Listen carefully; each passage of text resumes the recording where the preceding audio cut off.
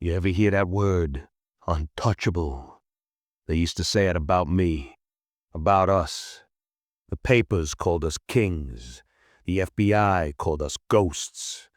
But the truth? We were men. Just men. Chasing power in a world that was built to crush us. And power always comes with a bill. I'm not telling you this for sympathy. I'm telling you this so you understand how an empire falls. Not with a bang, but with a phone tap, a friend's whisper, and a courtroom full of strangers. So sit down, because this is how the American mob fell, and how I fell with it. It started simple. Brooklyn, 1970s. A kid with slick hair, cheap shoes, and more ambition than sense. My old man laid bricks for a living. I wanted to own the buildings. We ran numbers out of barber shops, collected envelopes for protection. Little things, small-time crimes that paid for big dreams. But the more you collect, the more they notice you. And soon, they noticed me. The family brought me in, not by blood, but by silence. You prove yourself once, twice, 3 times. Then you get made. A ceremony older than the country itself. Blood on your hand, a saint's picture burned in your palm. You take the oath. You say the words. If I betray my brothers, may my soul burn like this saint. And from that moment, you're theirs. Not a free man anymore, a soldier. People think the Mafia is about violence. It's not. It's about control. We didn't pull triggers unless it was business. We pulled strings, unions, construction, waste management, nightclubs. Every deal came with a cut. Every handshake came with a price. Politicians smiled, priests blessed us, judges turned blind eyes. Because when money flows, so does loyalty. They say power corrupts. I say power feeds. And once you taste it, you'll starve without it. We owned the neighborhoods. You couldn't pour concrete in New York without one of us taking a bite. And in Vegas, every light on that strip, from the Sahara to the Sands, was powered by mob money. We didn't run from America. We built it. Brick by brick, dollar by dollar, under the table and above the law. Then came the 1980s. We used to fear rats. Now we had wires, bugs, RICO laws. Technology turned every conversation into evidence.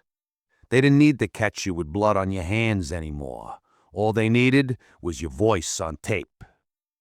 And it wasn't bullets that killed us. It was paranoia. The fear that every friend might be wearing a wire, that every deal was being recorded.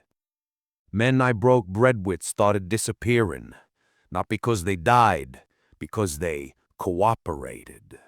New word for traitor, new kind of death. It was one of my own, a man I'd known since we were kids. We stood side by side at weddings, at wakes, at tables full of stories. He got caught.